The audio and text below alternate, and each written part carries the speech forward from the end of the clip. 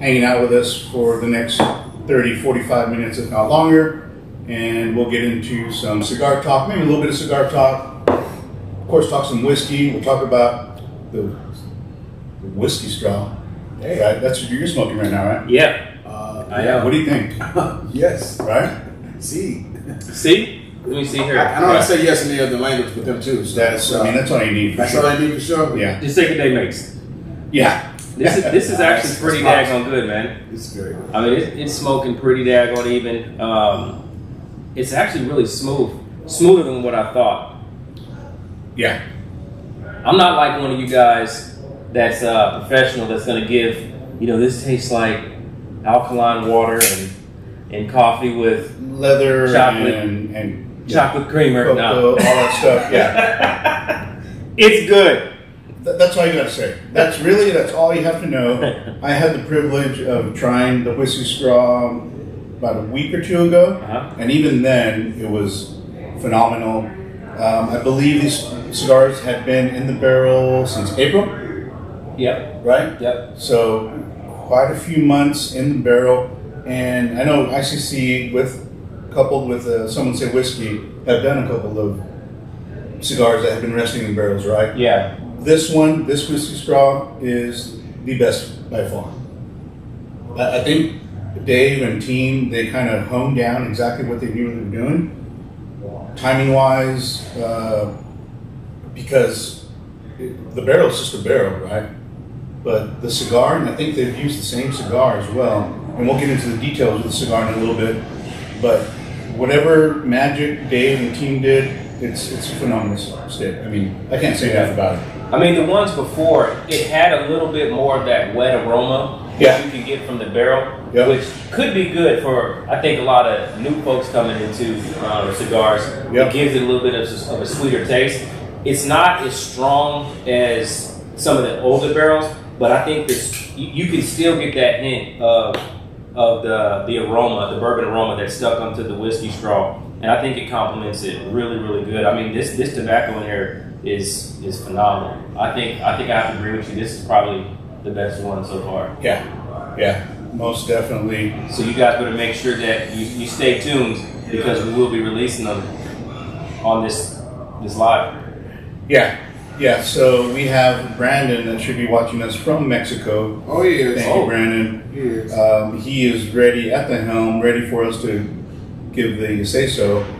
And once we do, they'll go live. There's a certain amount that are only available for Someone Say Whiskey members. And I don't know if we're allowed to say the number, but once they're gone, they're gone. Once they're gone, they're gone. Yeah. We don't even let people know how many bottles we're dropping whenever we do barrels either. You got to come up. You got to show up. Brandon said the link is live. Well, we're not going to post it until 8:45. Yeah. Busy doesn't. This is why Busy doesn't work in sales.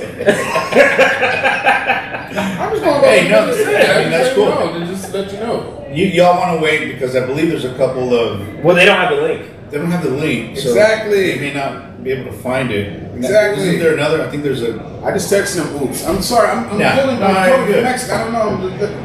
Oh no, he's in the future. That's what it is. Yeah, that's what it is. He's in Mexico. So I see more of it's janitor. I really don't like do being the in the rest of the future. stuff out there. There's a trash can that needs to be emptied around here. I'm gonna go clean that. Just, gosh. I had not tried the 1792 barrel pick that y'all did. Okay. That was fire. It's good. It's good, right? It's really good. Yeah. There's a lot of members that are probably watching right now that haven't had the opportunity to taste this because it's a limited bottle, so it's kind of like the cigars. Once we sell out, we sell out. Yeah, good point. You are tasting something that a lot of our members haven't even tried yet. It's so good. So for all of the out-of-town members, and even for some of the local members that haven't had the opportunity to get in on this Jack in the Cap, I'm going to give away 3 ounces. I've drank all the other bottles, so this is literally all I have left. I'm going to do 3 separate 1-ounce samples for those that actually had the opportunity to get in on the whiskey straw. So therefore, whenever you smoke it, you can actually have a pour of the Jack in the Cap. But only for those that had not bought the bottle. You talk like you do a podcast all the time. You just got that minister just podcast, just like Man, if I had you on a pulpit right now, I'd just be like, where's the offering plate? You just have that to it, man. Somebody told me that earlier today, but I don't feel like I do. You do. Oh, you don't need a microphone or nothing. Like the table was shaking when you was making that announcement. Like, bro. Because I was moving. No, this is a solid table, bro. You project like a, that's what I'm talking about. Let me give a quick shout out to everyone that's on. We got JD Mars, Larry Adams, of course. Brandon, what's up? Hola. Julie Adams, Gary Moore, Zach Patterson. And the list goes on. Michael Brown. Thanks everyone for joining tonight. And yeah, like I said, we mentioned earlier, Dave's not here, Brandon's not here, but we've got to keep the train rolling, right? Most definitely. And thank y'all for joining as well. The link is live for the Whiskey Straws, but we'll provide the link a little bit later. 8:45. Yeah. So hold on, tune in, stay in. No, you're good, bro. You're good. This makes for great live TV. Yeah. So, on a typical Tuesday night cigar talk, how do you normally kick things off?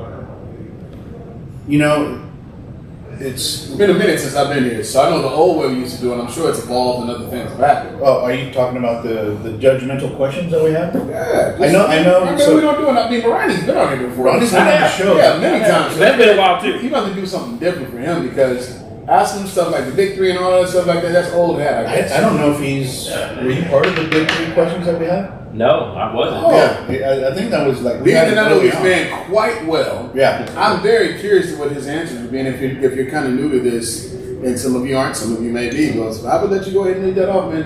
I'm curious to see what his answer would be to the Big Three. Yeah. A little bit of nostalgia for me, I'm just saying. Before we get into that, before the questions, we have 3 questions that we'll judge our special guests on. That includes you. We'll judge for sure. Oh, crap. Yeah. I got to be on my A game. I mean, it's just, the judgment zone is out there. I have my way of thinking. The viewers have a way of thinking. The viewers know what the questions are. And so they'll ask. They'll be like, what are the questions? And we'll judge you. Okay. Yeah. We definitely will. Before we get into that, we have, Cigars and Guns, which has a pretty decent following. Explain a little bit about Someone Say Whiskey. Maybe you get some new group members. Yeah, tell us about it. So, Someone Say Whiskey started roughly 4-ish years ago. I'm kind of lost with time because COVID messed up a lot of things. Yeah. It doesn't even feel like 2020 was 2 years ago.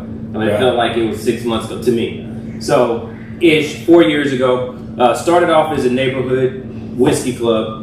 And we literally grew it to a national whiskey club.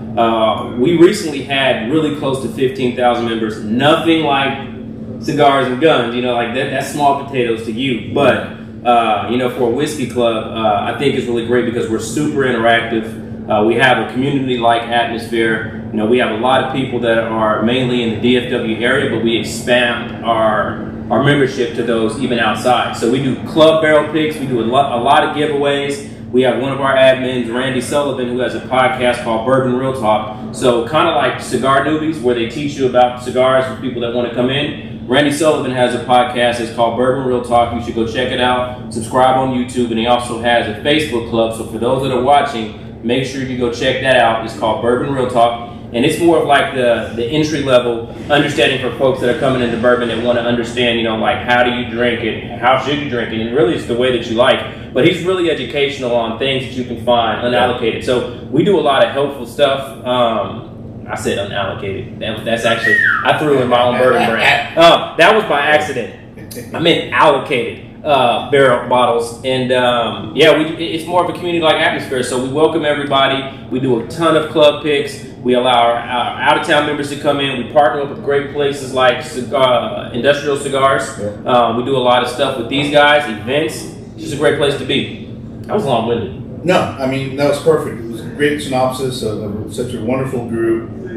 Someone Say Whiskey. Follow them on Instagram. Well, do y'all have Instagram? Yeah, Instagram, but mostly Facebook. That's where most of the engagement is there.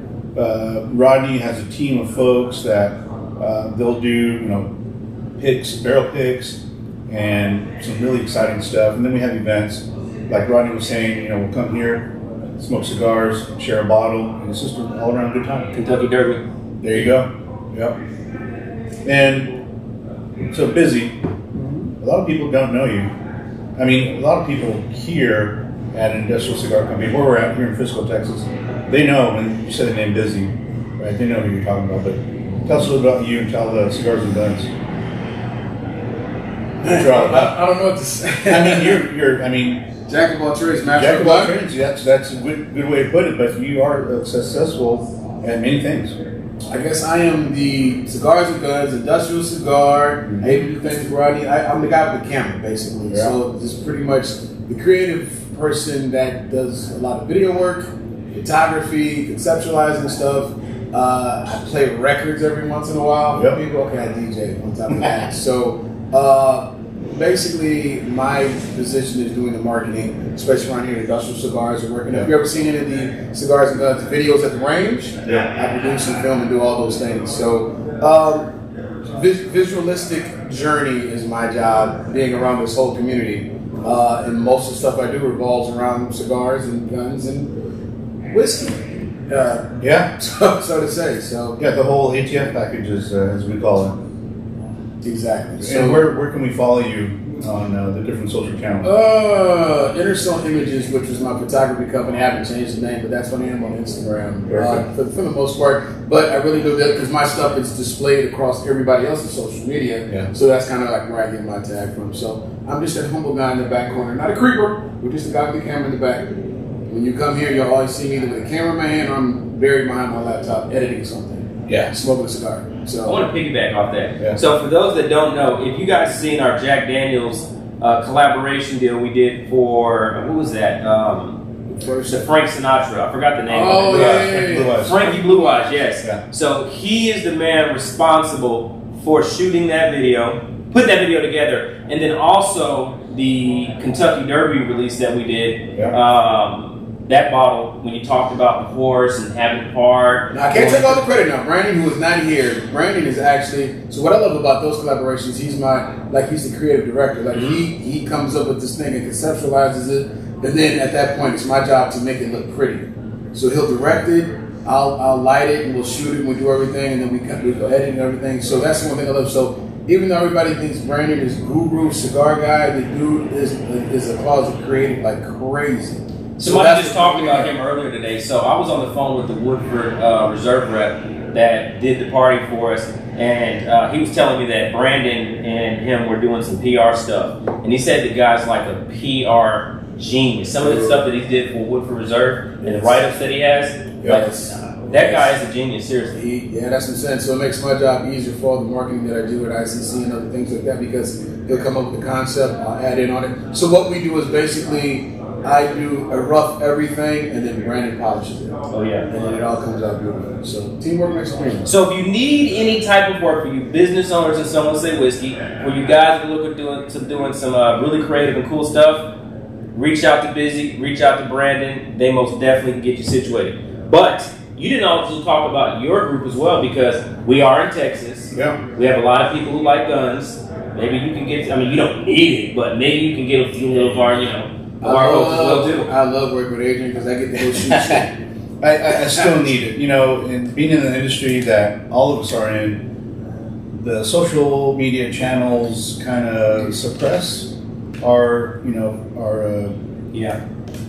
basically everything, right? Photos, videos, and I get a double whammy. Just your name alone. Just your name alone. Yeah. Put you on the chopping block. Just the name alone, Cigars and Guns. You can follow us on all the social channels. Name it, we're on there, and we're just we like to refer to us as the equalizer. Sorry. Yeah. So the equalizer is the gathering of people in a social setting, whether it be at a cigar lounge or at a gun range, right? So if we're sitting down, and all because of this right here, or the cigar that I'm holding, we could be sitting in a lounge that's full of CEOs, top executives at companies. Oh, definitely. We could be sitting around with blue-collar workers, you name it. but we're all there for the same reason. And it's this. So it's an equalizer that kind of makes us all equal, but we all share the same passion. Same thing goes for the firearm. You're at a range, and same social setting, but I could be shooting a 9mm, you name it, and the guy next to me is shooting a $4,000 AR, but we all come together. We're there for the same reason, and we can talk about it. We can share stories about it. And that's what I love about the culture, and that's what started Cigars and Guns. So I think it was the last range day that we filmed, and like nobody's like, "Hey, you want to try this? You want to shoot it?" Like nobody spins you with anything. No. They teach you the proper way to handle the weapon. The amount of education just from the group that you have such a different respect for guns and armament and all that stuff, and you get out and that type of thing, and it's like, oh wow, I want one of these, and they also have such an approach to it that. You look at guns and weapons in a different light. It's not to harm, it's to protect. Yeah. It's also for collectors. I mean, like I said, I'm obsessed with a 1911. After I watched Boardwalk Empire, all the things like, I want a 1911 because it just looks pretty. I just want to put it in that bed. Let me look at it. Yeah. It's pretty. So, the one thing I will say about both of these things, though, I moved here 7 years ago, knew nobody. And now, because of cigars and everything we do, I have more friends than I've ever had. Just because the amount of people you meet and the things, the networking, all that comes from this. Yeah. It's crazy. So much business I've had just because I sat down and smoked cigars with somebody. And it just clicks. Yeah, you start that conversation and a lot of those conversations are with, people like us. You're kind of run-of-the-mill people, but I mean, I've seen some of the people you're working with right now, and they're top NFL players, Dallas Cowboys, you name it. And Ronnie just knows the ins and outs of that and the relationship that he's had because of this and whiskey. It's just a great combination. Right? Every time I talk to this dude, he says so many names, I got to Google half the people he's talking about.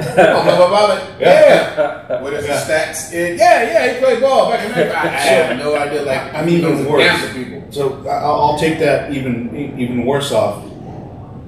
Don't judge me. I don't watch football. I know the game. I know some of the players, but there's a lot of times I'll be sitting back here and next to a freaking lineman from the Cowboys. Someone will come in and then just super friendly.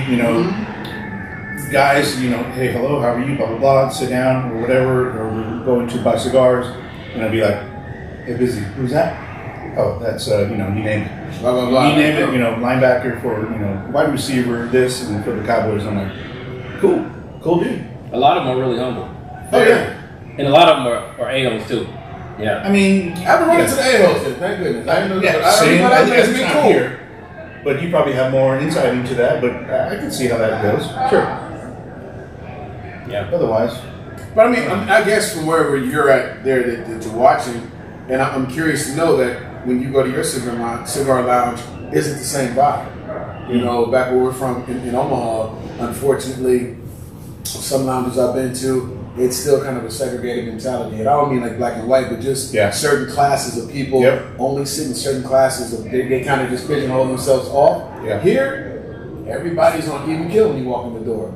So I'm just curious. Everything's different. Yeah, but where you go, if you have a local cigar lounge or where you go to, is it when everybody walks through that door, it's like, cheers, is everybody cool? Like here, like one thing I'll say here, if you've never been here before, by the time you leave, you do shake everybody's hand when you leave. Oh, for sure. That's kind of like an unwritten rule that just happens. Yeah. When somebody says goodbye, you say goodbye to everybody before you leave out the spot. And that's how friends are made. That's how relationships are started. Yeah, and it doesn't matter. I'm sure y'all have traveled and gone to different cigar lounges. You walk in, you're like, as long as you're friendly and what's up, fellas? How y'all doing? You sit down and get into the conversation, or if you just want to sit down and relax and kind of keep to yourself, which some people do, it doesn't matter. It's fine. As I just hearing Garrett talk about, let's just live in California where you can't smoke a brisket. In California, you can't do nothing. Catch on fire. You can't do nothing in California. Like what? To your point, yes. So cigars. If you want to get high, you're good. If you want to smoke a joint, then you're good. But you can't smoke a cigar. That's crazy. And it's like illegal somehow. I don't know. It's But if you want to get some of that Cali Kush, Snoop Dogg, Woodwood, then you're good to go. Officer Nancy, take a token. Yeah. But if you pull out one of these, it's a wrap. Yeah, it's nuts. For the new people that just came in, they're asking, what are we smoking? Let's give it up. What are you smoking? I'm smoking a whiskey straw. Ditto. Yeah. Whiskey straws. I'm smoking a I had to Zulu. wait. Sorry. Yeah. We'll be releasing these, 10 minutes now? I was about to click. I'm so used to have my phone sitting right here. Yeah, Sorry, it's over there. No, you got 7 minutes. Okay, 7 really? Yeah. We spent that. Wow. Yeah. Time just flies. Time flies when you're having fun. Yeah, there's people already commenting that they're buying them up, so that's a good thing. Oh, they're already burning them up? Oh, yeah. Yeah. It wasn't me. Hey guys, go get your day I'm playing the Shaggy. It wasn't me. before they sell out. I'm gonna blame this on Brandon. Brandon, can I blame this on you? No, okay, yeah. All right. We'll probably see a huge drop in the viewership here in a second. Everybody's gone. Nah. Just open up another page. Don't leave. Just open up another browser and you do it that way. All right, well, let's get into it. There's 3 questions that we typically ask our esteemed guest, and then we ask our viewers who first judge them. The viewers know the questions, and you know the questions, right? Oh yeah. So you can ask me again because most stuff didn't happen. Yeah, I mean stuff happens, right? So typically what we'll do, we'll ask a question, and then myself and/or at the time, Dave or Brandon will try to guess what you're going to say. I'm glad they're not here because they would have really gave me a hard time. You guys are a little bit more humble. Yeah, you're probably right. Yeah, my drink ain't kicked in yet. Just hold on. Yeah. Let's get into the first judgmental question, Rodney. Is let's go with Bigfoot. And before you answer, you wasn't expecting that, was you? You wasn't expecting that, was you? Oh no! Before you answer the question, Busy and I are going to try to guess where you stand on whether you believe from a 0 to a 10 if you believe in Bigfoot. What do you think? He doesn't. So I'll tell you right now, I'm a 0 with Bigfoot. I don't think Rodney believes in Bigfoot. And so that's where I stand. We have a member here, beloved Mark McClurkin, who is a certified Sasquatch Bigfoot hunter. Is he actually watching? He's not. He typically will. He may chime in a little bit later.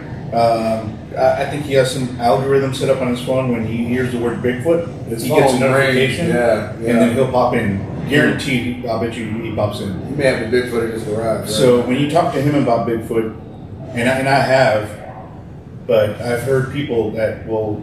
Dave was one of them that'll say, "Oh my God, Bigfoot is alive," and I believe he's around somewhere.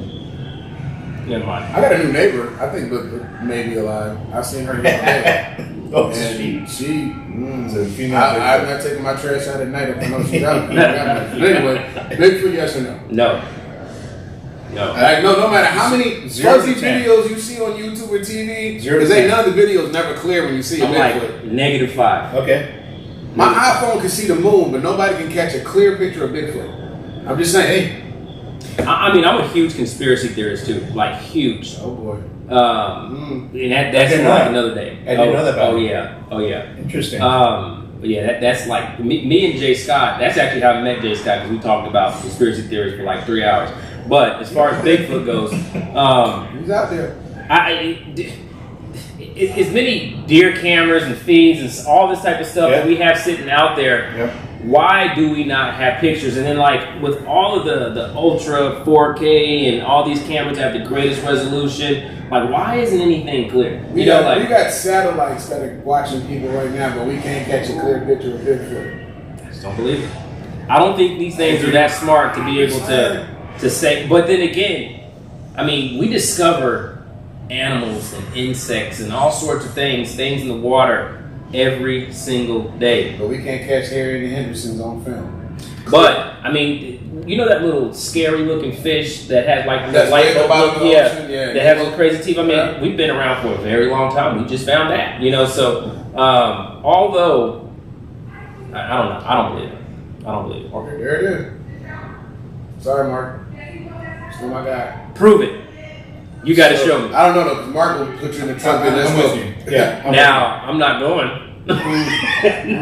So I'm on the spectrum of I don't believe in it. So Mark has some property in Oklahoma. Boomer. Yeah, he's got a hunting lodge out there where that's where he sees them. And does he not have cameras? Well, let me retract that. I don't know if maybe seen him is not the appropriate word, but he's heard him and he's had rocks thrown at him, and he claims it's them. And mind you, this property, it's not like you drive up and then there's your cabin and you're there. What kind of rocks are we talking about?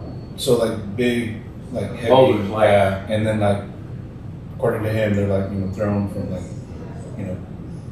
great distances. I mean, see, that's why I think you should wear like a little GoPro or something. You know what I mean? Like when you're out doing stuff like that, there has to be some sort of. If you're gonna go out and go hunt for a Bigfoot, I mean, body just strapped up with like how the police have their cameras and stuff. I mean, there has to be something. You know, like nobody ever proved it. So like until you show me, offer him a cigar and see if he come out and get it. It's a great equalizer. Yeah. Put it on a rock or some whiskey. There you go. Whiskey. You see if you come out and grab it, then we'd be good. Yeah. Mark even had, how do I put this, excrement from a Bigfoot in his freezer.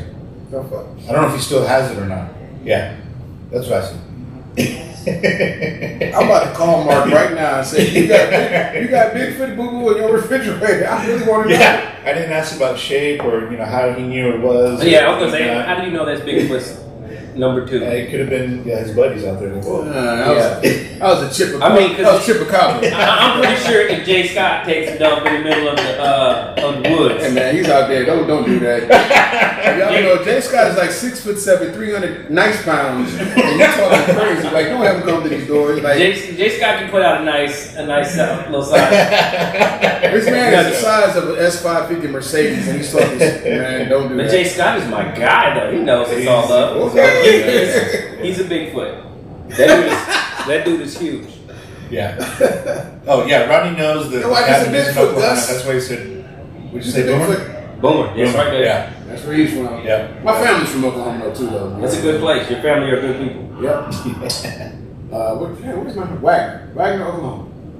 That's where my family is. It's like population 3. Yes, like literally a train runs by every 20 minutes. It shakes the whole house because it's the only house with my grandpa. That's crazy. Yeah. All right, what's question number 2? Yeah. A couple comments. Ready Venture Gears coming. Like Bigfoot in Oklahoma? Probably meth heads. I don't know. Bigfoot with no teeth. Yeah. Yeah. So let's get into the second question. And the viewers, if you know what the question is, it's talking about other life forms and specifically UFOs. What time is it? It's right on the money. You're a minute late, but it's live for all those who didn't already go. Yeah. Someone said whiskey. The link is live on our page right now. Go order your whiskey straws. There you go. Yeah, there it is. Boom, buy them up. Some have already been sold. We don't know how many, but there's there's a limited amount. Let's just say that there's a limited amount that are available only for Someone Say Whiskey members. And so grab them up, Get them now. buy them, and then whatever's left over, if there's any left over. If there's any left over. I had to fight a Bigfoot for mine, so Dude, maybe the last whiskey straws we had, Dave didn't tell me that they were selling the damn things. I didn't even know they were putting them out. He goes like, "Yeah, man, we're gonna go live and talk about it on the show." By the time the show was over with, there were no more cigars for me to buy. Damn. You kind of have We've had that situation before, not with whiskey straws, but with other allocated cigars, and it's like we have to either beg for them from other members, or say, "Hey, can I buy some from you?" Right? Because some of these guys will buy 2 or 3 boxes, or just a few bundles. And we're like, there's rich people out here, man, like Johnny Goodner. Goodner, I love that dude, but yeah, that guy would buy some of them. That guy, there's a few of those, right? Elliot, Goodner, JP. Yeah, those dudes, but they're good dudes. They're the same guys who say, "You know what? Yeah, you don't pay me. Here's a cigar." Most definitely. Those dudes. So here we go.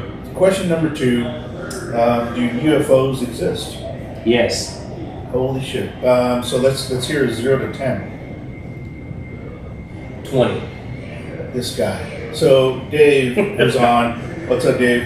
He said you're 10 on that. Yeah. Yeah, Tim. There's no way. There's just no way we're it. And not a little telescope that found all those other galaxies. There's just no way. We're trying to go to other places and check things out. Don't think somebody else ain't looking at us. I just can't believe we're it. We can't be it. There's probably 2 aliens right now out there smoking a cigar, watching a movie. And David is here only if they're redheads. There's 2 of them. Okay. I'll leave that out. You sure? My wife is an alien.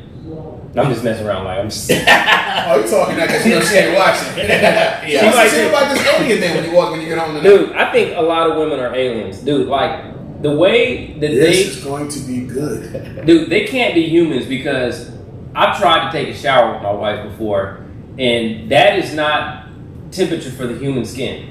Damn, I got it. Is it because it's so scalding hot you can boil hot dogs in Yes. a damn shower? Like you can't be human and take a shower that damn hot. So I was all like, "You're crazy" until you said that part. And it's like it is so damn true. Hey, I'm just saying. Regardless of like weather outside, right? Regardless of weather outside. It's 110 outside, and then they take a 165-degree shower. It's all steaming. And she can have the heater on in the house in her little small circle. And my wife is cold all the time. That part is just a shower. Then when I get out, it's freezing. But then the shower, like literally 30-degree burns. If I get in there for 2 seconds, and she's chill. Like I agree. I don't understand that one. Now I don't know as far as being an alien. Now when we get to the evil, possessed, incarnate part, that part, yes, that's my wife. But not the alien part. Love you, hon. Alien. He's just saying that because we're on camera. But I mean, I'm not gonna say like I've just done a lot of research, but I've done some things. You know, like a lot of y'all don't actually know this, but it was a time where I was super religious. I spent at least 6 years studying to become like a pastor. I held. Did I not say that at the beginning of the show? Did I not say he had the Reverend Deacon Doctor delivery? Like that projection. Yes. Yeah. Ezekiel 25. I found out a lot of corrupt stuff, man, that goes on in the church that took me away from being religious. I still believe in God. I'm still very spiritual, but the religious aspects of it, it just kind of gave a bad taste in my mouth, and it led me to start looking at things and opening my mind to different options. And there's some things that I'm not going to go into because I don't have the ability to defend myself to all those that are watching. You can't just sit back and have we don't do politics or religion anyway. Yeah, but that's right. It's when you ask about UFOs. UFOs cool. I didn't say sci-fi wasn't cool. But I've read some things and I've studied some things, and if you understand like energy, if you understand frequency. Yeah. And you go a little bit further into people that. People vibrate at certain frequencies and things like that. It's a lot of things you come up with, man. And yeah, I'm just going to leave it at that. Do you think that, I don't care about Roswell, but do you think that there could be other world beings here on Earth, like among us? Mm-hmm. I mean, if we truly went to the moon, we went to Mars, and we have people. So I believe Hollywood tells a lot of stories of things that are true. I think there's a lot of subliminal messages that are in there. I think that there are a lot of things that they state that we're actually doing and that we've probably done a long time ago, that the average person looks at it as entertainment when these things that's the way they get it out. Come way to be true. And I mean, if you think about like the money that's invested with NASA, the amount of money that Elon Musk is investing in SpaceX, I mean, we're talking about like billions and billions of dollars. People say he's an alien. I mean, I heard somebody ask him live on stage, but you never know. I mean, they say we were created in the likeness of his image. So, yeah, that's a whole other story too. Yeah. So aliens, yes. Yeah. Okay, cool. Resounding. So the next question is I'm not gonna say aliens like the big old head alien, but I think there is other life form out there. But see now, okay, before we go, but you gotta think about it. The ocean, like you said, we haven't discovered other. They call all that stuff down there. Does an alien life form have to be walking the earth and coming from a flying saucer? The ocean is a whole other world that we have no clue about in the trenches and all that other stuff like that. What movie was that? Stupid ass movie. Jurassic Park. No, Battleship. The aliens came from out of the ocean. They had been lying dormant there for many years, and they finally came up. That's true. And there's things down there that we ain't never seen before till this day that look totally. What is this? So You sound like you've been watching Ancient Aliens. I have to admit, when I was out of the country last weekend, I was in Aruba, and the only English-speaking channel was the History Channel. So I kind of did just watch a week's worth of the last week, so I'm busted. But it made sense when I was watching, though. Yeah. It did. I was like, yo, this is crazy. They still can't explain the pyramids. They still can't explain it. Nobody can give that. How with nothing, they made these great, huge land masses better than the stuff we make now. We got everything at our disposal. I mean, think about this too. Like, let's just even go back to frequency. Like, how do you create things that you can't even see? Like, who says, let's tap into 4G, 5G, microwaves, infrared lasers? Like, things that you can't see with the naked eye. You know, that we can't see inside of the first, second, and third dimension of our own pupils. And to say, oh, you know what? I want to create a wireless signal. How do we know about things like that? Who taps into that? And I understand there's a lot of physics and stuff that goes into play that, but we had to have learned that type of information somewhere. And I don't think it was something that we created. I think it was something that was given to us from a place that is a lot more technology advanced than we are. And that's, I mean, you know, I'd love to sit down and talk to anybody who has anything different to say. Don't judge me. I know you're going to judge me. This is the purpose of it. Yeah. But I'd love for you to reach out. Let's have a conversation over some cigars and bourbon. Yeah. If you don't believe by the end, if you're drunk enough, you will. So the third question is super easy then. I'm going to say 10 before you even ask it. 25. 76 for me. Really? Some more Because stuff. you have a story, right? Bruh, some more stuff than popped off since the last time. Talk about something about ghosts then. Oh, shit. I mean, that's the question. Really? Yeah. Before you answer, Busy gave your judgment, which is past the 10 scale. I'm a 0. Let's start there. Damn! I'm a 0. You own too many damn guns to be scared of anything. I'm not scared because they don't exist Alright. that I've seen personally. Why do you? So yeah, I'll answer exactly why. The reason why I'm 0 for everything because I've not had personal experience with either one of those. Have you had a personal experience with God? I mean, yeah. So that gets into spirituality. You know, we shouldn't go there. We shouldn't go there. So that's a whole different conversation because yes and no, but yes, exactly. Yes. So that I mean that's I'm Catholic, so okay. So yeah, you know the answer to that. We haven't seen Jesus. I agree, but it's my foundation. That's how I grew up, and if I were to say otherwise, I don't want to know what's going to happen to me if I think otherwise. Well, the foundation. Let's 75. Okay. Yes. All right. So and without getting too political or religious, I mean, in the Bible, it talks about demons. It talks about Azazel. When Jesus took the spirit out of the blind man and threw it into the pig and drowned it in the ocean, like, they make movies about these demons that are in the Bible. Like, these are forms of ghosts. So, like, if you think about, like, spirituality in general, and you go back and study, you know, like kings, like, look at the reason why cats were so big with emperors and kings and things of that nature, like, because they have the ability to see in all 9 dimensions. It's the reason why a cat can be sitting here doing stuff like this, and you're like, what the hell is this damn cat looking at? Like, back in those days, they believed cats could actually detect bad energy and spirits. Yeah. And the same thing with kids. Most definitely, man. Most definitely. Hold on, I'm going to look at the Dallas Crown to see how many cats. I'm going to get a cat tomorrow. And I hate cats. Like I said, so I don't want to do that. This is another thing that y'all don't know about me as well too. So I actually, when I was studying the Bible, I wanted to know how Satan works, and I started looking up things like alchemy, sorcery, witchcraft, Satanism, Aleister Crowley, 666, the Vatican, Skull and Bones, and start doing all this stuff. And when I tapped into alchemy, I tapped into some scary shit. What is that? Without you having because relapse. Our words are strong. Yeah. They're powerful. But I'm sad. I gotta go home, man. No, and I'm not. Hey man, but this whiskey should call it a great smoke. It really is. Let me tell you about it. It really is. It really is. Yeah. So you know what I would say for me, Ghost, in my present situation, maybe it's not Ghost, but I got a whole bunch of unexplained damn noises going on in my damn house. How about that? There you go. It's unexplained noises. Like literally hearing glass break in the living room and I come outside and there's nothing. That's the shit that happened last week. Ants. Who knows? Glass breaking? Like I heard it, like a glass hit the floor. Did you go check and then when you said it was nothing? It was nothing. Me and my wife heard it too. The kids up there like, well, who broke something? Because I'm going out with the belt like, y'all done broke something again, and they sleep. Your house is relatively new. My house is 3 years old. Yeah, that doesn't mean anything. Ain't no Indian burial ground. Ain't no nothing. Where you're at, like, dude. So I know they own slaves out here.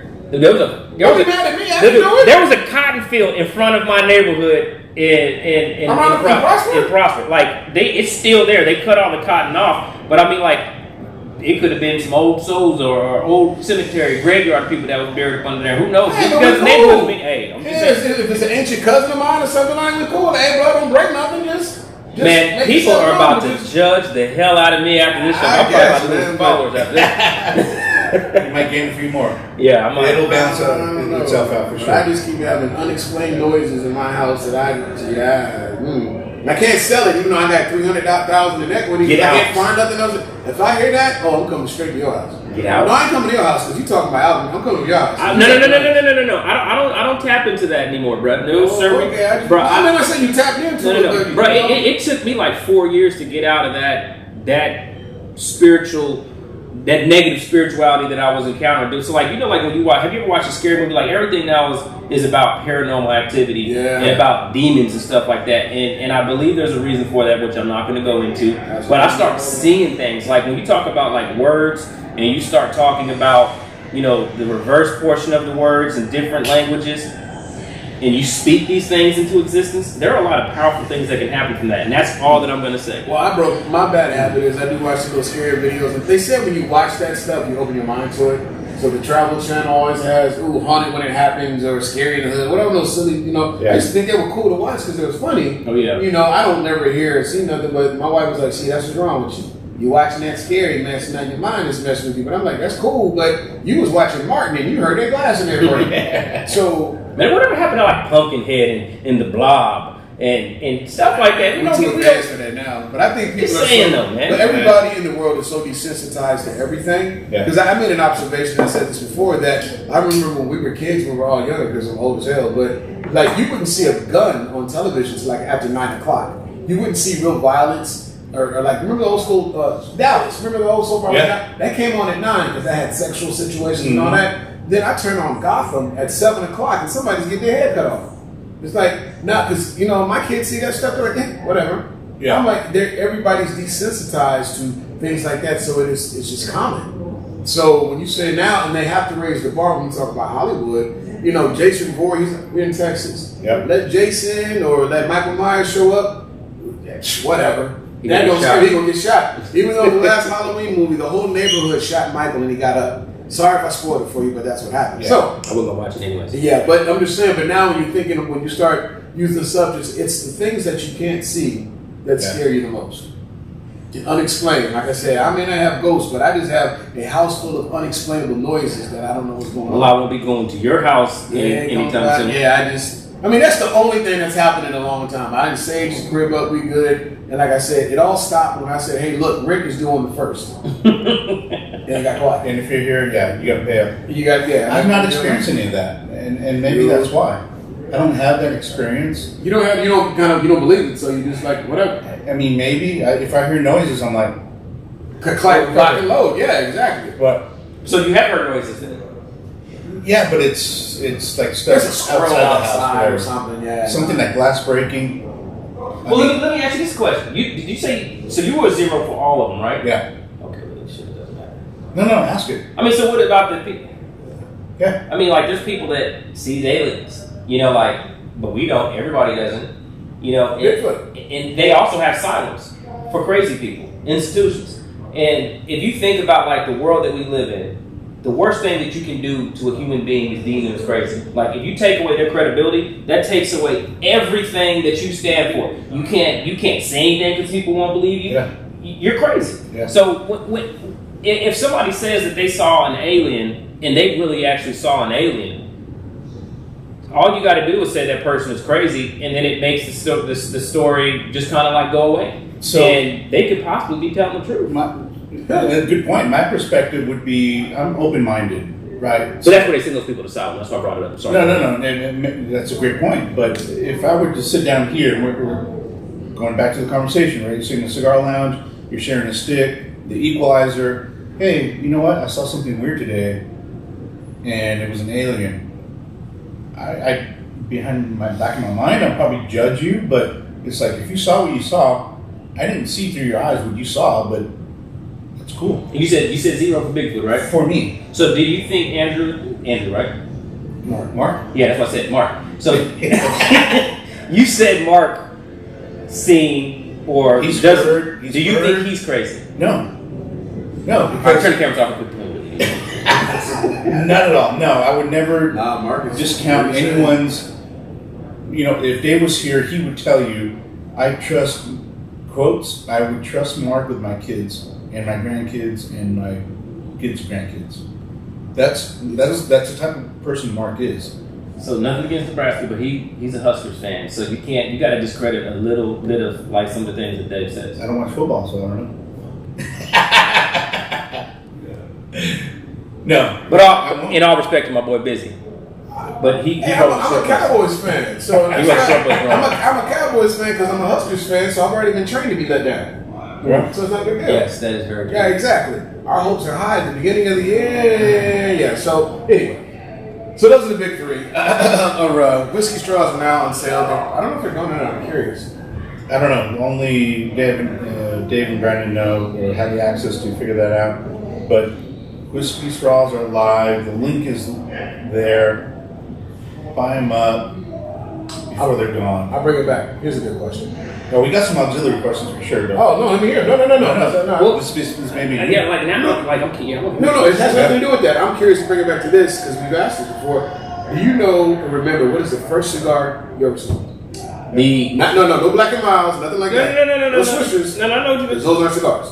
Damn, now I forgot the name of not the cigar that makes you do like that. It was a Liga Privada T52. Damn. Okay, never mind. You went in. I mean, that's a good start. Yeah. Well, I mean, I didn't know anything about cigars, and I went into the place and I was like, I want to smoke something. I was like, oh, over here. Was this you were in? No, I was in. I was on a business trip in Tampa, and I went out to Davidoff Corona Cigar, which they have one of the best selections of cigars I think I've ever seen in my life. Not to mention whiskey. Yeah. Wow. Yeah. Well, how long have you been in this? How long have you been smoking cigars? Like, how long ago was that? About a year before I started selling some whiskey. It was about 6 years ago. Wow. And I've seen your cigar selection. So you like the Jeffersons. You moved on up. Like, you have a nice selection of cigars. I think that happened once he kind of hooked up with ICC.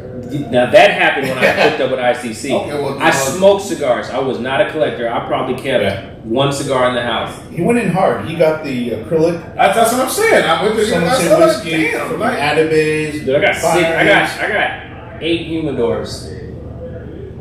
6 of them are the acrylic ones. And they all went 0 to 100 real quick. I'm a collector now, but and I'm mad at Dave because he's just you go to his house, smoke this, smoke that, smoke this. He gives you like these amazing cigars that you won't never find nowhere else. Nowhere. Al Capone took a draw on this. Try.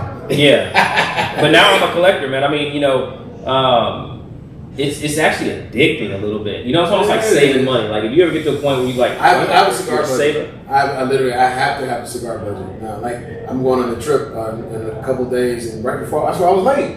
I went in there and just bought a whole gaggle full of cigars because I was looking for you. That's why I was out there. I was in a humidor.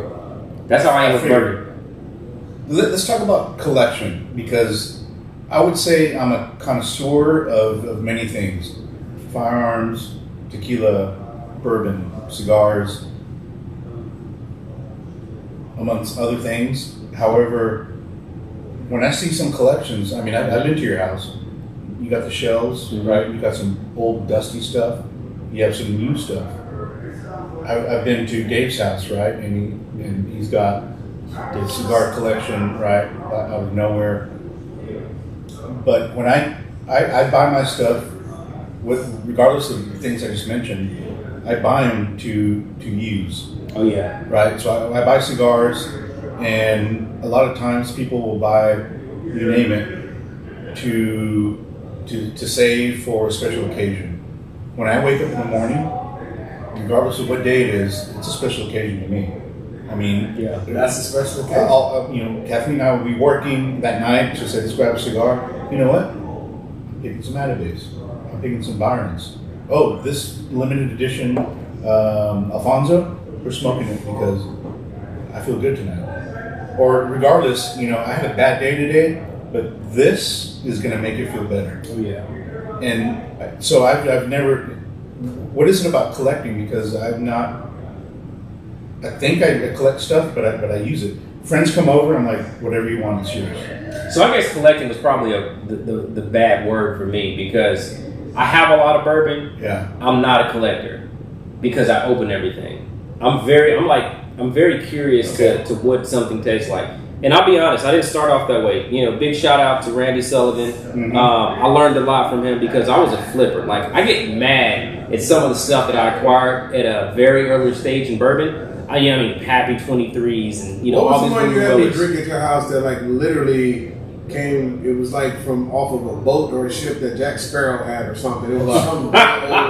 Did it have the leather belt on it? Yes, that. Oh, yeah. I've had that too. That's a 1959 Old World Traveler's Fit. That's what he calls Probably one of the best bourbons I think I've... Dope, and that bottle looked like literally Moses had it, and it was dope. I was like, It's so good, man. So good. Yeah, I think one of the best things that I've ever drank, and they weren't even anything from the new production line. It's something that was a lot older in bourbon. So you collect it, but you just don't use it. It is, you still have it, but you still drink it. You've been to my house. You don't see closed bottles. bottles. No, there's no closed bottles up there. It be stuff that at the top, that like he has like lasers from Mission Impossible and shit all around it. He turns it off, but he drinks it. I can see it. Yeah. So you have nothing that you collect that you just like. I collect comic books and model trains. So if I went to your house and I said, let me see that fucking 1950s Superman. Yeah, you can't open it, but you can look at it. That's not... Well, that's because it preserves the value of it. I mean, I can tell you the story. I want to smell that and I want to thumb through it. Yeah, no, that's not good. Yeah, okay, I understand what you're saying. If I go to Rodney's and I say, let me see that Old Crow, let me smell that. He gonna pour you a sip. Exactly. I'm just a stingy. I'm like that with cigars, though. I don't smoke all my cigars. I can't say that. Pops gave me this super dope special party gift for my 50th birthday. Yeah. He said, you save that for a special occasion. Don't touch it. I smoked that shit as soon as I got to the house. I left home like, dude, shout out to Chuck, man. He gave me a part against, what was it, 160? Yeah. That Joker was one of the best cigars. Man. It had like all the little crystallized joints on there, man. I couldn't wait to smoke mine. It was a glass tube. It had age on it. I was like... He gave me two of them. I smoked one of them. I think I'm going to smoke the other one. I think that was probably the best cigar I've ever had in my life. Yeah. It was fire. You're right. I've had that cigar, and you're definitely right. But to me, I mean, you only have one, right? That's not something like if someone comes over, oh shit, part of this 160. You're like, no. I'm like, no. Yeah. You know, no. You can have anything else but that. No. I've been there. No. I remember I gave a friend of mine gratis to my locker out here one time, and I said, everything in that box, you can have at it. Everything that's laid to the side that looks like you really shouldn't touch it, don't do it. And he comes back and he sits down and he clips it, and I wasn't paying attention. I turned around and looked, man, he wrapped his lips around that cigar, lit it up. That was the first time I ever wanted to punch somebody in the face. It was like, it was an Atabay. Even though that wasn't a big deal, it was some Atabay, but I had never had one before. And that was my first one I was going to have. I didn't bought it. It wasn't a gift or nothing. Like, but they're expensive, man. Yeah, they are. But I was just like, and then he smoked half of it. No. Oh, no, I clipped that shit, took it to his house, and said, hey, man, you going to smoke this. What is it? I don't give a damn. You going to smoke this. You took my only Atabay that I bought, and I was spending for it there. He didn't know he was smoking. It was on the left, man. It didn't matter. It didn't come out the box of all the stuff that you could smoke. It's the principality smoking. Yeah. It's the principle. Yeah. It's the principle, man. I'm not like that anymore. I mean, I do love sharing cigars. I do like turning people on. I will go buy somebody an Atabay if they never had it just to see the difference. Yeah. You know, but one thing Pops always preaches is true. You can smoke a $10 cigar that gives you the same euphoria that's just as good as some of our more expensive cigars. Not to compare them, but there's not a bad cigar in there. You know, so it's like it just depends on your mood. Like for me, a cigar is a mood. You smoke certain things for certain occasions. If I get them have a cup of coffee, there's certain things I smoke. If it's Friday, every Friday, I have an Atabey Friday because it's Friday. It's just a me thing. That's how bourbon is too, man. It's a mood. You know, like I don't drink a lot, and I'm more of a social drinker. So a lot of stuff that I have in my house, I don't even touch for like years unless somebody comes over. And sometimes, you know, like I want to go smooth. You know, like blends, it gets a lot of shit in the bourbon world. You know, like the Eagle Rares, because there's so many people which we call like taters that go out and search for it. But it's actually a really good bourbon. You know, I didn't have blends for like almost 2 years, and I came back to it for the first time in like three months ago. And I sat down and drank it. And I'm like, man, this is actually pretty good. But sometimes, you know, like if I had a hard day, I may go with, you know, like some hardcore, very high proof bourbon, something that's gonna give us a little sting, but it has a lot of flavor to it. Yeah. If I drink too much of that, maybe sometimes I want to give my palate a rest. And I'm pretty sure it's like the same thing with cigars too. You want to give your palate a rest, smoke something real creamy. Yes. Yeah. Same thing with bourbon, man. The Terra Novas, I've been smoking them like crazy because they're so cool. Like this is probably the heaviest cigar I've had, and this is not even heavy, but it's not just like you said, you want to give your palate a rest, change it up a little bit, and you get used to it. It's kind of then you kind of ease back into it. You know, just like the one thing. Now I will collect if I can find it. The one thing I'm looking for is the Caribbean Cask Basil Hay. Can't find it to save my life. Like I haven't had it, and every time I go look. Alex Baptista. I mean. Yeah, if you hear it, I would love to get that. He got a whole bunch of Basil Hayden I'm talking about a lot. I just want the Caribbean Cask, the Blue Label Caribbean. I can't find that for nothing. Everybody else got it. I kind of want to ask you OG smokers a question. Yeah. What is the strongest cigar you've ever smoked? I took 2 puffs of a Jacob's Ladder. Oh, hell no. Hell to the no. You gotta notice the music. So I DJ first Fridays and the music stopped that night. I was like, what? Somebody put it in my tip. Hey, fire that up. I fired it up 2 draws. Yeah. I don't remember my name. Yeah. That right there, no. Yeah, I'll agree with that. The Ligera on that cigar is like no other. It's out there. What's the strongest bourbon out there? Yeah. That's just the same equivalent to that. Yeah. Like you can pour it in your distributor cabinet. Man, I don't even think there is one that can compare to that in the bourbon world, man. Like they had, like, to me, we released a barrel bourbon hazmat rye. So hazmat. So yeah, I remember that. 142% proof. I'm sorry, 142 proof. And you know, generally the highest you get is around 140. That hazmat rye, I still have, like, I took 1 pour of that and I have never went back to it. It's too hot for me. Is the bottle made out of like vibranium or adamantium or something? Like it's made out of dragon glass, out of the stuff from Game of Thrones. Yeah, it is. It's too hot, but it doesn't hold a flame to the Jacob's Ladder. That is like something that I will never. Now, if y'all want to chime in and say we're being punks and there's something stronger than that, or we just because E. Hall took my cigar and said, "Oh, this is my norm." He smoked that thing like it was a fat bottom Betty. But he's also an alien. Hall is an alien too. He's an alien. Yeah, I'm gonna have to agree with you on that one. He's an alien. It's my guy, but yeah, anybody that can sit back and smoke a Jacob's, like 2 of them, like there was a dude. Something else up afterwards. Yeah, like what? I forgot old dude's name. God, if he's watching, he's gonna kick me in the ass. I called his bluff on there. He said he could smoke a whole Jacob's Ladder with no problem, and I was like, if you do that, I'll buy it. I went out there and bought it. He smoked one, and it's fire. We had a little, someone said whiskey thing. Smoked it up and did lock. He's already smoking a cigar. Well, judge me. The Crux Bull and Bear, and then went back and smoked the Jacob's Ladder, and then went and fired up something else. I'm like, you are a beast. Yeah. I don't know how y'all do that. He inhales nicotine for breakfast. He must have ate a full course meal before then. So on your channel, Gerald Mathern just chimed in. How can you see my channel? So I just logged in. He's an alien. He just got a 155 proof Obtanium store pick. 155 proof. 155. Of what? What was it? I don't know. Yeah, Gerald, what was it? Help us out with that, because that sounds dangerous. Yeah, that's hot. Like, how can you even enjoy that? What? You'd be surprised, man. I mean, like, do you pour like a little bit of water, ice, or straight? I'm a neat drinker. I'm a neat drinker as well. Okay. So you just kind of, I mean, if it's I don't hot, pour water in you just kind of take it in. I put an ice cube in it. Now I ain't gonna lie. I don't put ice cubes in anything. I did it as a joke one day. So there's a very rare bourbon called OFC, and people were just ragging on folks. Have you had that? He's had that too. Have you had the OFC in the house? I've had his. Probably. I may not remember because after the first one, I was probably in the corner. It's a presentation model. Oh, it's a presentation model. Sure. It's not that great though. For the price, it's not to me. I know bottles that are way cheaper than that. Yeah, that are way cheaper than that taste a whole lot better. I'm actually saving a lot of that right now. I'm gonna come back to it maybe like a few years. Dude, because we went through it. Since like I said, I'm a giver.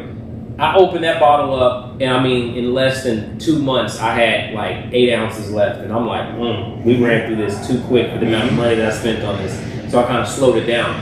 But I made a joke one day because sometimes the bourbon community can be a little tough, you know what I mean? And we try to create a community like the way that ICC creates their culture, where it's family, you know, you respect others, you know, it's a community and it's a sense of service. And that's what we want to give, you know, to our members in the community. And people were just dogging somebody, and I ain't gonna lie, I had to make a joke on it, but I wasn't being serious, but I made a joke. You know, this dude filled up a whole cup like with a bunch of ice cubes in it and then poured like a little bourbon in it. No. And they were tearing his butt up in the face. So what I did was, even I know, I took this very expensive pour of bourbon of OFC, I threw some ice in it, and I poured some on it, and I started drinking it. And I mean, like, just to show me, drink bourbon the way you want to drink it. Yeah. Drink it how you like it. Yeah. Shout out to Freddie Johnson, man.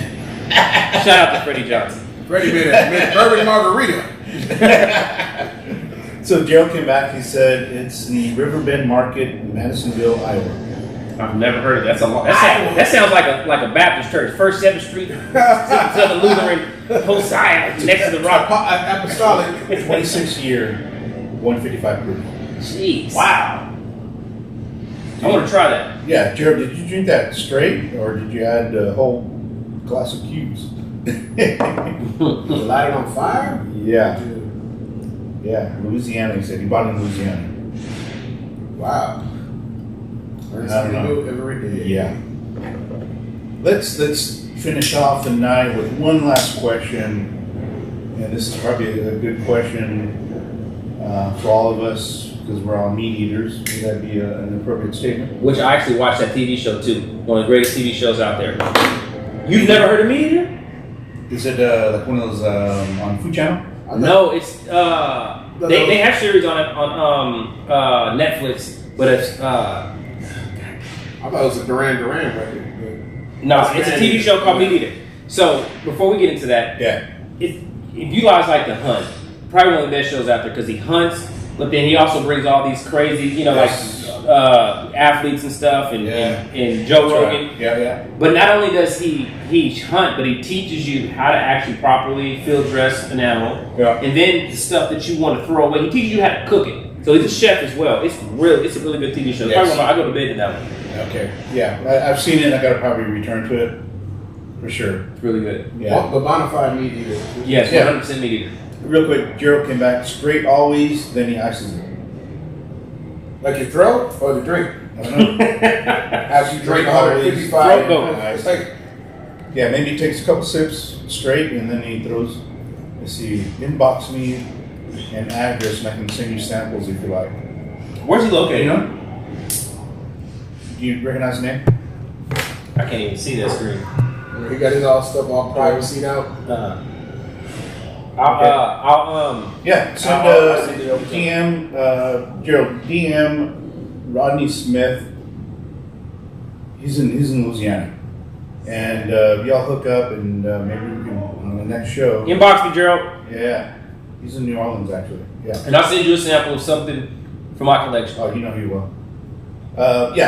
Final question. We need to judge Rodney on this. I don't know if you've been asked this question either, but how do y'all take your steaks? Oh my God! I don't even want to say that right now, dude, because I don't have the time. I don't have the time today. So do we need is this the same type of question where can you retrohale? I can't retrohale. I just learned, but I can't retro here. For the longest time, Rodney could not. I couldn't. And we had him on Pops the show. taught me how to do it in one night, like maybe one lesson. Pops was here, Brandon was here, Rodney was here. We told him all the steps to do it, and Rodney could not. Are you saying you can? I can. Let's see it. Should retro. You know, It may take me a while to do it. that might be. I mean, we'll get This is a strong one. Is it? I just accidentally retro just a second ago. It kind of burned. It tickled my nose when I just did it. Yeah, it kind of burned a little bit, but yeah, let's give it a try. I gotta get right. Yeah. Well, Rodney's preparing himself. How do you? I'm only doing it once. That's all it takes. So back in the day, before I moved here, Dude, you did it. I saw yeah, you did it. It was a little one. It wasn't a controlled retro. Hey. It wasn't controlled. He's about to cop sneeze here. I used to say well done and all that, but then Even in Omaha? yeah, on home of Omaha Steaks, I wanted my meat well done. I wanted to make sure it wasn't going to move back at me. But now, I mean, everything for me is medium. I do it medium. First time my son took me to Del Frisco. Look, yes. Okay. I see it. I had Wagyu for the first time, and the way it was done, it was so freaking amazing. And then he started showing me how to cook steaks, so I like them medium. I still see the flavor and all that stuff, a little, pink on the inside. Yeah. I know you're probably going to say you're going to become Dracula when you eat your steaks. No. I don't want nothing. Before I answer, everyone please say hello to my mom. She's on. Hi, Mom. Hi, Mom. Love you. See you tomorrow, or at least this week. If you heard any cussing, Yes. you did it. I love you, Mom. Good day, mate. In every case, cussed. Yeah. You said you never cussed? I never. Your filter goes on auto. Yeah. You know what? I don't think I've ever actually heard you. Yes, you have. Oh yeah. I'm about to say because isn't it crazy? You get around your mom, the filter goes on automatically. Dude, first off, forget all that. How do y'all be retro held it back? Like, my nose is still burning right now, dude. How do y'all do that? Like, I feel like I done ruined some stuff, like, right around here. You got the tingling? Like, right in here. It does depend on the cigar. It does. I've not had again. I tried that cigar 2-3 weeks ago, which I feel like probably retroed. Yeah, I retroed because that's right. It takes practice. I mean, it takes some time. And there's certain cigars, you don't want to retro. If it's stronger, then yeah. This is Zulu, you could probably retro. Oh, you can retro the whole thing. Yeah. I mean, I'm breathing out fire right now. Oh yeah, so yeah, it just takes a little while for you to get used to it. You probably feel it up there. You probably cleared the sound. Like when I'm breathing out right now, like it's kind of a little bit. Yeah. Same question. Medium well. So here's the deal. This guy. Here's the deal. Please feel free to judge our Please don't judge me. guest. I'm one of the most caring people in this world. Please don't judge me. For one, I don't like blood. So here's a secret that most people don't know about me. I will pass out faint over a paper cut. Like, when I broke my finger my wedding night, my boy DJ Wait. always tells me this. You broke your finger on your wedding night? It was hangover 5, 3, 4, whatever one was the latest one at that time. I made the next hangover. I slammed my finger in a hotel room door and it was stuck in there. And from right here all the way across to here, it was dangling. And they couldn't do anything about it. And when I went to the hospital, they wouldn't give me any medicine. Well, let me rewind back. So I passed out in the car when I looked at all the blood. And my shirt was filled because I sat like this. So blood was drenching all down my shirt. So my boys had to carry me like Ricky, like one end. And so all the nurses they ran out there because they thought it was a gunshot. And when they came, like, where's he shot? What's wrong? He's like, he ain't shot. It's his finger. Man, they walked back in there and put me in the damn waiting room. They gave him a box of tissues and wrap it up and sit there. Man, even though I know they say it's really not blood, I don't like the look of it. So you don't watch gory movies and all that either? I look away, bro. Can't do it. Wow. So medium well. So how do you eat your steak there, Drake? We already know how this guy eats it. Medium rare. He's a tiger. Medium rare. Medium rare. That's There's no medium today. It's just rare. So let me ask this question: why do so many people get hated on for eating their steak without the way blood they all want over to it? eat? Like why? it's the flavor. But if I want to eat my flavor like that, why does it matter? Again, going back to the previous questions, I don't judge you. You just you did I mean, it. and You like, must have seen me eat a steak or judging something you. before, and No. you must have wanted everybody else to get me right now. Never. I've not had dinner It's a with question. you. It's a question. You may have been at a restaurant and you saw me order a steak No. or something. No. I'm like, he would ask that question. Are you a food picture taker? No. So I've never seen that. Which could have been in a restaurant at the time I ordered a steak and I didn't know it. I'd be like, excuse me, man, can you please check that gentleman's steak? What did he order? I seen the movie Gangs of New York, and I remember in the movie, the main character, the bad guy, he literally just put it on there, flipped it over, took it off, and cut it, and started chewing that bubblegum right away. And I was like, yo. Like, the steak barely had any color to it. It was just like carnivorous in the wild, straight up. Cut it out and eat it. I appreciate a little bit of sear on the top, but the rest needs to be a little very red. Just go kill the tiger. Just go eat an animal. Just tear it apart. That's if you go eat it like that.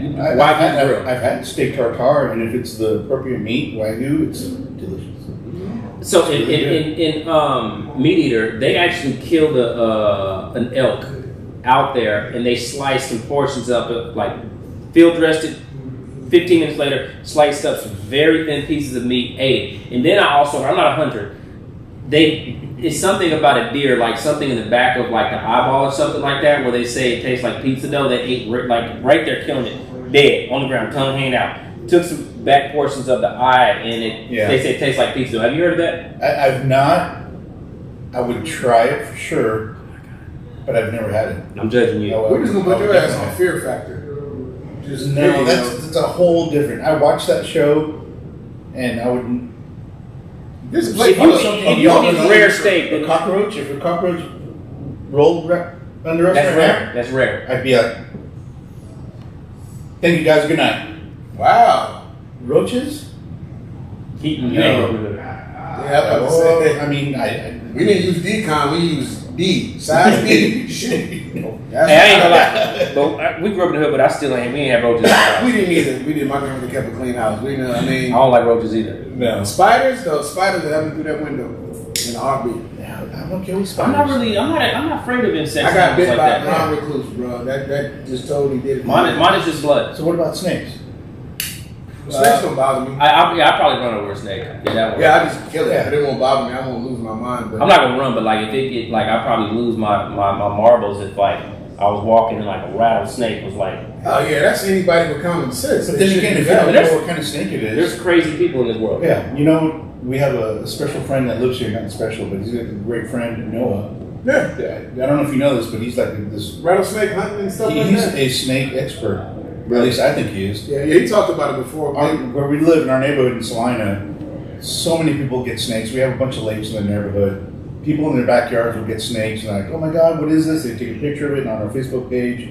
Can someone please come over and get rid of it? Blah blah blah. Or Ryan had a bull snake in his front yard. He just went and got his shotgun Yeah. and said, bye bye. So if they're venomous, I get it. But if they're just like basically We work with water garter snakes and stuff like that. They're gonna go. I don't know anything different about a snake. Every snake is venomous to me. I agree. I don't know that much about snakes. I mean, there's like crazy people in this world that you ever heard of like noodling?